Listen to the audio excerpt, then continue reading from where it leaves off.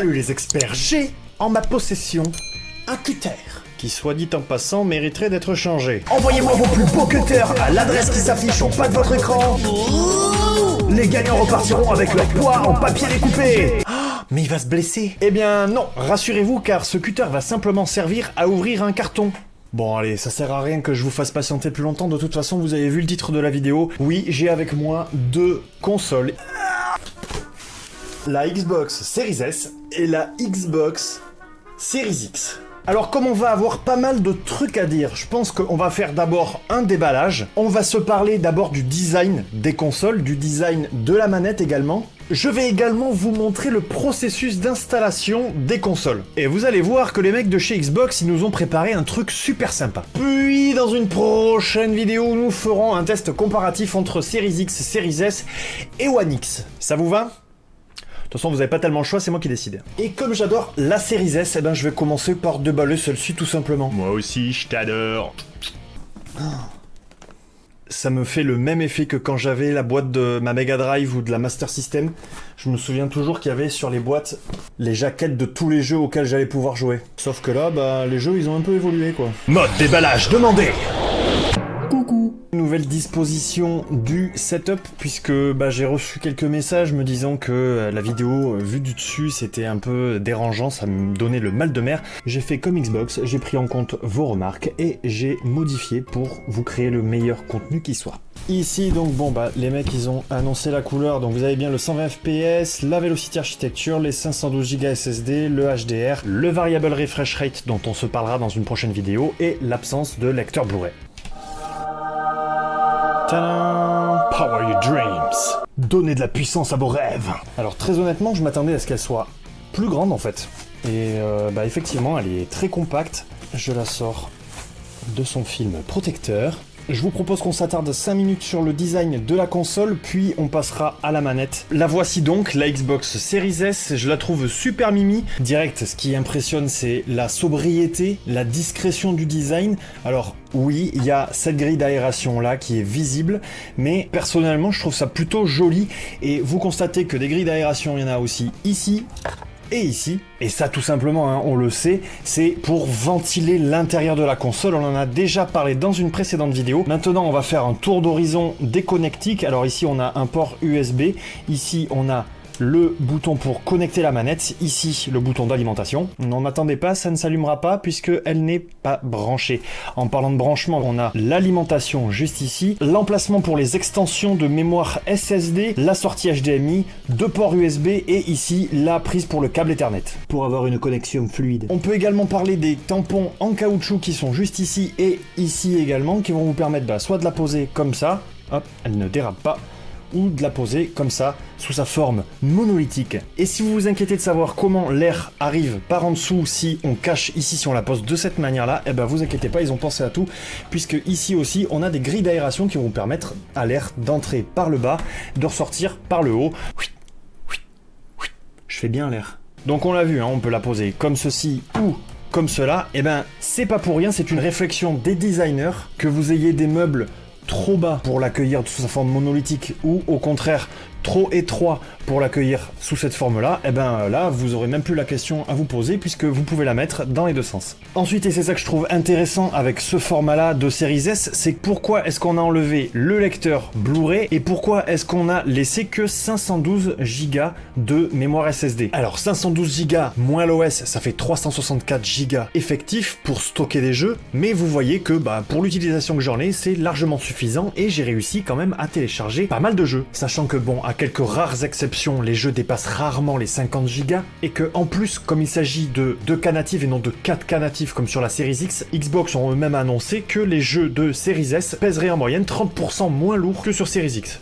On peut ajouter à cela que, vous l'avez vu, la console dispose d'un emplacement pour des extensions de mémoire qui sont compatibles avec la Velocity Architecture. Et même si vous n'avez pas envie d'acheter ces extensions de mémoire, vous avez la possibilité quand même, si votre connexion internet n'est pas assez rapide pour vous permettre de retélécharger des jeux, vous avez la possibilité donc de stocker des jeux auxquels vous avez déjà joué sur un disque dur externe. Il vous suffira alors de transférer ces jeux depuis votre disque dur externe sur votre console pour pouvoir les recommencer. Et ça me paraît quand même essentiel de vous rappeler qu'il s'agit de la console nouvelle génération la moins chère du marché. Au-delà du fait que ça rend la console plus abordable financièrement, ça la rend aussi plus compacte, plus légère et par conséquent plus facile à transporter. C'était en fait une demande de certaines joueuses et certains joueurs qui voulaient tout simplement pouvoir transporter leur console où ils le voulaient. Les utilisateurs Xbox connaissent le fameux Hello from Seattle. Traduisez bonjour de Seattle.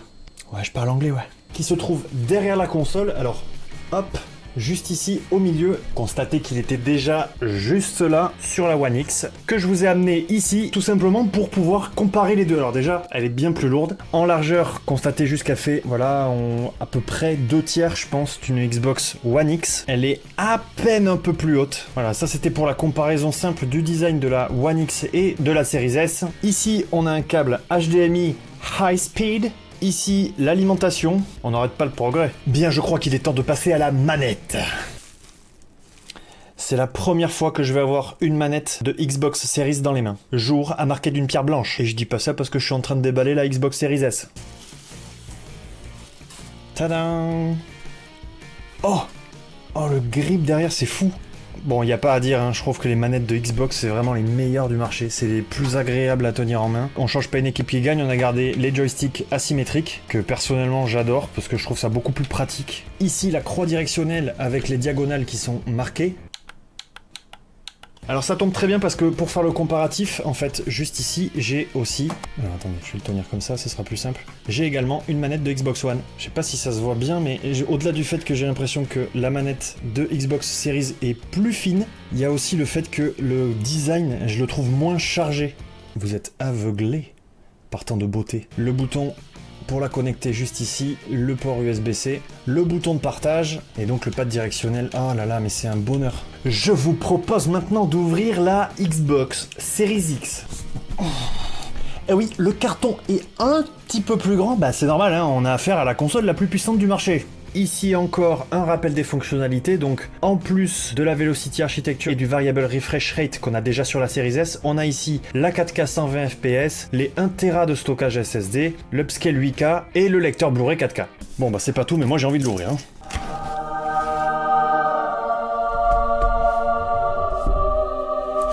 Oh my god.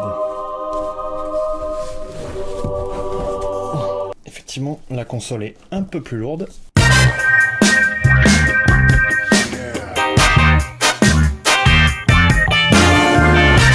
Donc voilà, ici vous avez une Xbox Series X. Ici, c'est incurvé, j'avais même pas fait gaffe. Donc à titre comparatif, comme je viens de vous montrer la Series S, je peux la mettre juste ici. Hop, c'est exactement les mêmes dimensions en profondeur. Qu'elle est légèrement moins haute. Et en réalité, en termes de design, la Series S était censée être une sorte de tranche de la Series X. C'est pour ça que son nom de code, entre guillemets, c'était Slice.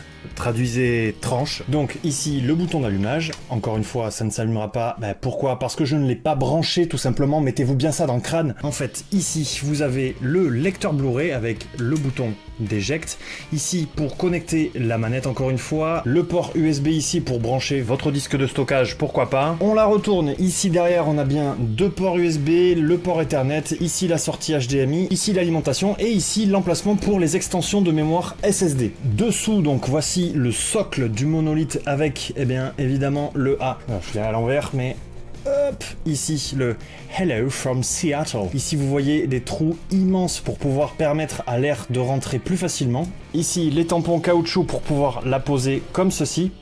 Hop. Et vous l'avez vu en passant, ici, ça c'est trop beau. C'est tout simplement le plastique à l'intérieur qui est mi-noir mi-vert. Plastique bigou donc. Hop. Je trouve ça classe. Une petite astuce de design qui fait que ça rend l'objet super beau.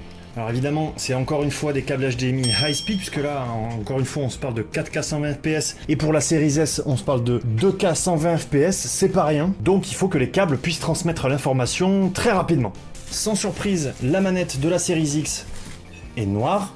Elle est aussi agréable à prendre en main que celle de la Series S. Je vous assure que c'est un vrai bonheur. Elles sont hyper légères, très fines, très faciles à prendre en main. Vous avez ici des sortes de grips qui sont super agréables au toucher. Le design est épuré. Elles sont très très stylé. Donc ici vous avez une manette de One X, vous le constatez, les gâchettes plastiques qui avaient leur charme, hein, on va pas se mentir, mais très honnêtement je préfère ici, là, elle a l'air plus unie, elle a l'air plus homogène. Et donc ici on retrouve bien la prise casque, ici la prise pour des accessoires, ici encore une fois le bouton share et le pad directionnel. Je vous assure c'est un bonheur à utiliser ces manettes, vraiment. Déjà les manettes de Xbox One X je les trouvais hyper agréables d'utilisation, mais celle-là, il me tardait qu'une chose en fait à l'ouverture de ces consoles, c'était de voir les manettes. J'ai l'impression d'avoir une manette Elite Série 2 dans les mains, mais en un peu plus épurée avec simplement moins de fonctionnalités, mais très honnêtement, wow.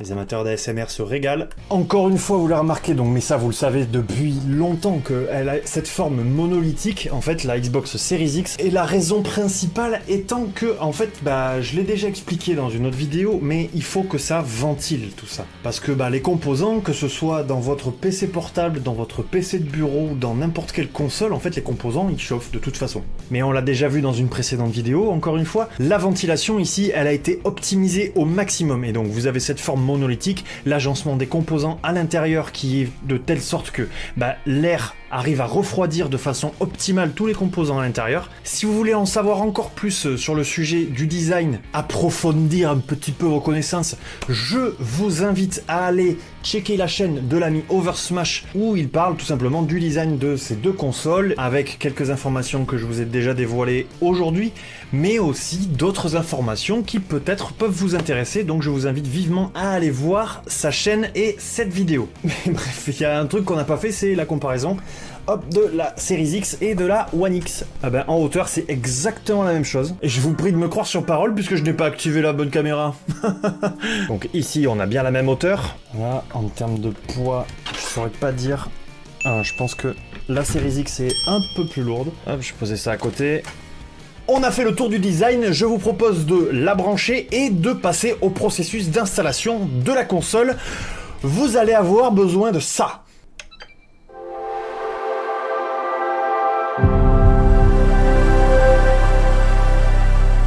Bon déjà, il n'y a pas à dire, le générique d'ouverture me plaît énormément. Donc là vous voyez apparaître cette page dès le premier allumage de votre console. Vous avez donc à droite, vous voyez un smartphone avec un code.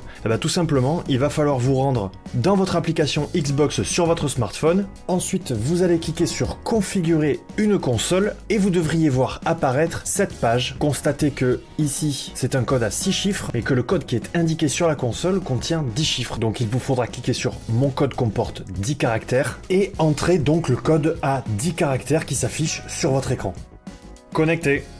Elle est pas belle la vie? Avant même donc d'avoir pu connecter la manette, vous commencez déjà à renseigner diverses informations pour paramétrer votre console, comme par exemple votre localisation, votre langage et la connexion internet. Le gros avantage, c'est que vous n'avez plus à entrer le code Wi-Fi et toutes ces informations avec la manette. C'est beaucoup moins fastidieux et beaucoup plus pratique à entrer avec le téléphone. Bien évidemment, il faut ensuite faire une mise à jour de la console et pendant cette mise à jour, vous allez pouvoir régler, toujours depuis l'application, les fuseaux horaires, le mode de démarrage, économie d'énergie ou en démarrage instantané.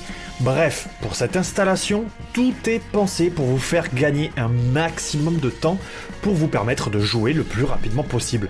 Voilà, la mise à jour est terminée, la console redémarre automatiquement. Elle me demande maintenant d'appuyer de façon prolongée sur le Nexus pour activer votre manette. Ça n'a jamais été aussi simple. Mettre à jour la manette, c'est ouf! Eh bonjour, je suis la manette. Oh yeah! Pour terminer, on peut juste souligner le fait que, comme vous vous connectez via l'application Xbox que vous avez sur votre téléphone, quand vous allez configurer votre console, automatiquement il y a le lien avec le compte Microsoft qui se fait et vous n'avez pas à rentrer tous vos identifiants de compte sur la console et donc avec la manette. Donc ça vous fait gagner un temps précieux. Suite à tout ça, vous avez tout simplement à choisir si vous souhaitez partager les données de jeu pour améliorer l'expérience de tout le monde, si vous voulez lier votre compte à votre nouvelle manette donc, ainsi que quelques autres paramètres, mais je vous passe tout ça, je vous laisse faire vos choix, car c'est aussi ça la liberté. Suite à quoi il ne vous restera plus qu'à installer vos jeux et à jouer. Je vais simplement vous rappeler un bref rappel que ces manettes de Xbox One sont compatibles avec les Xbox Series et que pour les connecter c'est très simple, vous l'allumez, vous laissez appuyer sur ce bouton jusqu'à ce que le Nexus clignote rapidement, puis vous appuyez sur le bouton de synchronisation qui se trouve sur la console et la manette se connecte automatiquement. Sachez également que ces manettes-là de Xbox Series sont rétrocompatibles et fonctionnent sur la Xbox One. D'ailleurs au passage, on a vu une noire, une blanche, sachez qu'il existe également 7 manettes bleues. Les jeux maintenant, oh, vous avez vu l'heure? Eh oui, vous l'avez compris, on va en parler mais dans une prochaine vidéo. Merci de nous avoir suivis, n'hésitez pas à liker, partager, etc. si ça vous a plu. Évidemment, on est présent dans l'espace commentaire, on essaye de répondre un maximum à vos demandes, à vos questions. Comme je vous le disais tout à l'heure, dans une prochaine vidéo, on fera un test comparatif entre la Series X, la Series S et la One X. À l'heure où je vous parle, j'ai déjà fait le test... Je sais pas quoi dire. C'est fou. C'est vraiment fou. Enfin, vous verrez ça dans la prochaine vidéo. Allez, quant à moi, je vous dis à très bientôt les experts.